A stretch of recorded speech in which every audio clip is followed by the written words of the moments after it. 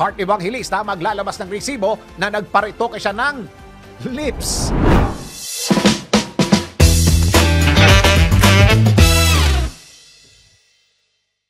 Para sa aking balitang showbiz, nakatagdang maglabas ng resibo si Heart Evangelista na ang lips lang niya ang kanyang ipinaritoke. Hanggang ngayon kasi ay marami pa rin ang naniniwala na hindi lamang lips ang kanyang ipinaayos at may iba pa umanong parte ng kanyang mukha ang pinagalaw niya. Kahit ilang beses nang itinanggi ni Heart na bukod sa lips ay wala na siyang ibang ipinaritoke pa, hindi pa rin namamatay-matay ang isyong hindi lamang ito ang kanyang ipinaritoke. Muli nga itong napag-usapan matapos na may magpakita ng lumang magazine kay Heart na siya ang cover girl. Dito ay sinabi ni Heart na lips lang yung naiba, lips lang yung pinagawa ko. It's true, I'm just saying the truth. Sinabi pa ng actress na kung hindi matatanggap ng iba ang katotohanan na lips lang ay pinaayos niya, hintay na lang umano ang judgment dahil lahat umano sa kanya ay totoo at bukod tanging ang lips lang niya ang hindi. Dahil nga marami pa rin ang hindi naniniwala kung kaya't sinabi ni Heart na isa sa mga araw na to ay pupunta siya sa doktor at magpapa-x-ray siya para mapatunayan lang niya na totoo ang kanyang sinasabi.